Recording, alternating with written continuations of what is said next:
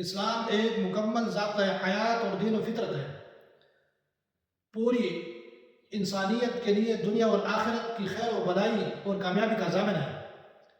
اللہ سبحانہ و تعالیٰ نے اپنے بندوں کی جس طرح تمام ضروریات کا خیال رکھتے ہوئے پورا کیا، ان کے تمام مسائل کا حل بیان فرمایا۔ دنیا میں امن و امان، عدل و انصاف کو قائم کرنے کے لیے ایک مکمل نظام اللہ رب العزت نے بنایا۔ اللہ رب العزت نے ایک مکمل نظام دیا ہے کہ اس نظام کے تحت ہر فرد کی اصلاح ضروری ہے۔ اس نظام کے تحت آپ اپنی اصلاح اور اپنے حلقہ احباب عزیز و اقارب ان کی اصلاح ضروری ہے۔ اسی طرح اللہ رب العزت قرآن پاک میں فرماتے ہیں، یا ایھا الذین، اس کی مثال دے رہے ہیں اللہ رب العزت، یا ایھا الذین آمنوا قوا انفسکم واہلیکم نارا وقودھا الناس والحجارہ، اے ایمان والو، اپنے آپ کو اور اپنے گھر والوں کو اس آگ سے بچاؤ جس کا ایندھن انسان اور پتھر ہے، جس کا ایندھن انسان اور پتھر ہے۔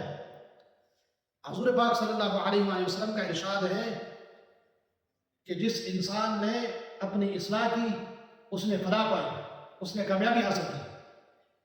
تو اس کے لیے تو ہمیں اللہ پاک کے دیے ہوئے نظام، یعنی قرآن پاک میں اللہ رب العزت نے طریقے بتا دیے کہ یہ حلال ہے، یہ حرام ہے، یہ گناہ ہے، یہ ثواب ہے، یہ نیکی ہے، اسی کے تحت چلنا چاہیے۔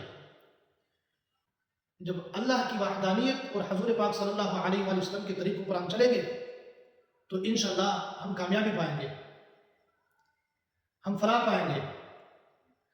تو یہ بہت ضروری ہے کہ اپنی اصلاح اور اپنے حلقہ احباب عزیز و اقارب، گھر والے، والدین، بچے، ان کی اصلاح ضروری ہے کہ ہم اپنے آپ کو بچائیں اور اپنے گھر والوں، اپنے اولاد کو اس آگ سے بچائیں جس کا ایندھن انسان اور پتھر ہے۔